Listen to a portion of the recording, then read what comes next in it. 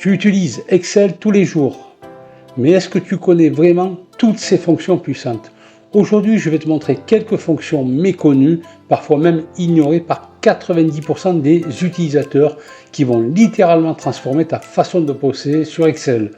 Et je te garantis qu'à la fin de cette vidéo, tu seras capable de faire des trucs que tu pensais impossibles. Alors, reste bien jusqu'au bout de cette formation.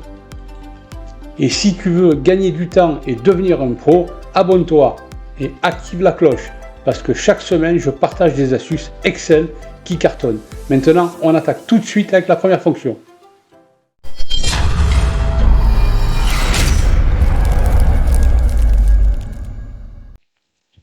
Dans ce premier exemple, je souhaiterais, à partir de ces lignes, récupérer uniquement dans la colonne C les adresses mail. Alors là, par exemple, dans la première ligne, on peut lire « N'hésitez pas à me contacter par mail henri.prs@gmail.com. À bientôt ». Voilà, moi je ne veux récupérer que henri.prs@gmail.com. Alors, j'ai essayé plusieurs façons pour arriver à mes fins. Par exemple, je suis allé dans Données et j'ai choisi le remplissage instantané. Alors, pour ce faire, je lui ai donné un exemple, henri.prs@gmail.com. J'ai fait entrer. Donc là, attention, j'ai oublié le L de Gmail. Par contre, je vais retirer au préalable le lien hypertexte, supprimer le lien. Et là, je me suis mis dans la deuxième ligne. Je suis allé dans Données et j'ai cliqué sur remplissage instantané. On peut aussi utiliser le raccourci clavier CTRL-E. Alors là, je me rends compte que ça ne fonctionne pas. En effet, pour le deuxième, par exemple, il m'a mis le mot mail.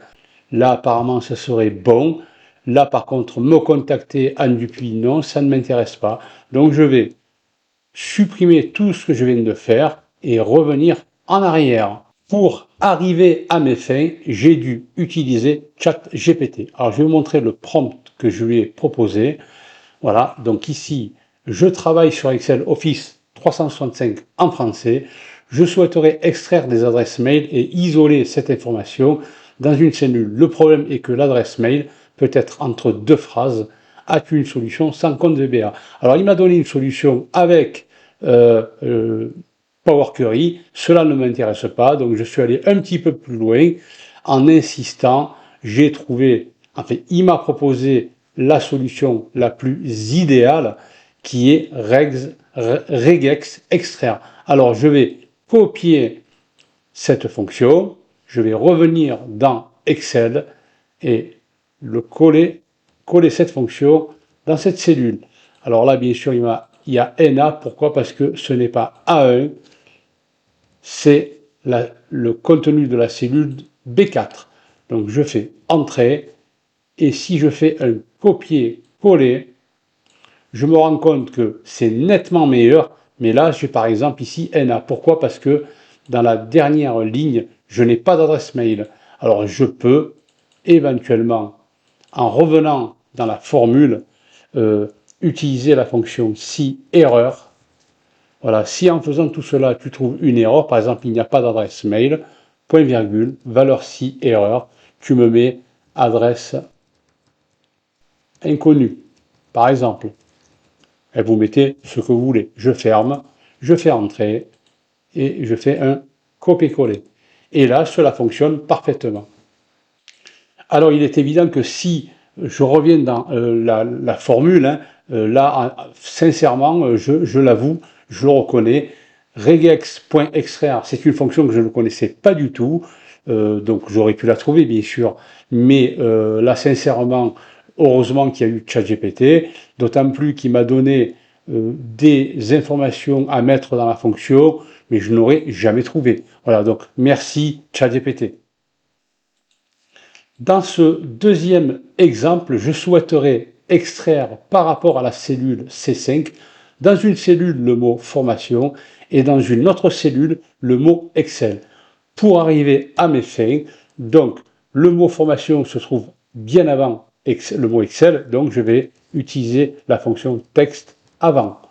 Donc texte avant, je vais choisir la cellule C5, point virgule, Le délimiteur entre les deux mots, c'est un espace. Donc entre guillemets, espace, guillemets, je ferme la fonction et je fais entrer. Et là, le mot formation apparaît. Pour le mot Excel, c'est pareil, mais pour arriver à mes fins, je vais utiliser plutôt la fonction texte après. Donc texte, c'est toujours le mot formation Excel, point virgule, guillemet, espace, guillemet, je ferme la fonction, et là, j'ai bien le mot Excel. Voilà, donc deux fonctions à connaître, texte avant et texte après. Dans cet exemple, nous allons voir quand même une fonction qui est quand même très puissante, la fonction groupe et part. Alors par exemple, ici, j'ai une plage de données. Si nous souhaitons filtrer, trier, grouper par somme, par exemple, intuitivement, nous allons utiliser les tableaux croisés dynamiques. Mais il y a mieux. Il y a mieux. Pourquoi? Parce que les tableaux croisés dynamiques, si vous voulez, si je change de données, par exemple dans facturation, il va falloir que j'actualise le tableau croisé dynamique. Avec la fonction groupe et part, vous allez voir, nous n'en avons pas du tout besoin. Si je souhaite que ce soit dynamique, je vais devoir au préalable transformer ma plage de données en tableau Excel. Alors je vais utiliser le raccourci clavier CTRL L et là je vais cliquer sur OK. Là à présent ma plage de données s'est transformée en tableau Excel. Alors je peux le voir car il y a un onglet supplémentaire création de tableau. Maintenant je peux utiliser la fonction grouper par. Alors RAWFIND, je vais prendre que la famille. Donc je le sélectionne avec sa petite flèche noire, je me mets au niveau du titre, point virgule, value, eh bien ça va être la facturation, point virgule, et là vous voyez on a somme, pourcentage de, moyenne, etc. etc. Je vais commencer petit en prenant somme. Je sélectionne somme et je fais entrer. Et là, comme on peut le constater, j'ai un regroupement par famille de produits et j'ai le montant. J'aurais pu prendre aussi, je supprime ce que je viens de faire, la famille et les commerciaux. Alors pour arriver à mes fins, je passe toujours par la fonction grouper par. Donc là, famille, je laisse mon doigt enfoncé sur ma souris et là je choisis aussi commercial. Point virgule, value, c'est toujours la facturation, point virgule, et là je prends toujours pour l'instant somme. Je fais entrer et là j'ai bien un regroupement d'une part par famille et par commercial. Si à présent je souhaite intégrer les titres, eh bien je vais toujours passer par la fonction groupe et par. Là il y a quand même une petite astuce, donc RAWFIND, je vais pareil avec la petite flèche noire sélectionner d'une part la famille et là je vais cliquer encore une fois. Je laisse mon doigt enfoncé sur la souris pour sélectionner commercial. Donc là, point virgule pour avoir les valeurs, value, pareil, facturation, je clique encore une fois pour avoir le titre, point virgule, et là je choisis somme, ferme, et là comme on peut le voir, je n'ai pas les titres. Pourquoi? Je vais revenir parce que ici, je reviens dans ma fonction, point virgule, là vous avez un autre attribut, File Header, voilà, je dois choisir le 3, l'option 3 c'est oui, et afficher quoi? Les titres. Donc je vais sélectionner le 3, je fais entrer, et là à présent j'ai bien mes titres. Alors tout à l'heure, je vous ai dit que cela pouvait être dynamique, je vais revenir, je vais vous le prouver. Donc si je prends groupe et part, je vais faire quelque chose de simple. Groupe et part, je ne choisis que la famille sans le titre, bien sûr.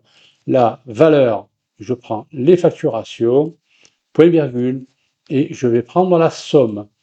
Ici, je ferme. Donc là, j'ai, par exemple, pour matériel, j'ai 9798. Si je vais dans matériel, n'importe quel commercial, je mets par exemple 20 000. Comme on peut le constater, de 9 000, je suis passé à 28 000 euros. Donc, avec un tableau cross dynamique, j'aurais dû actualiser mon TCD pour mettre à jour cette donnée.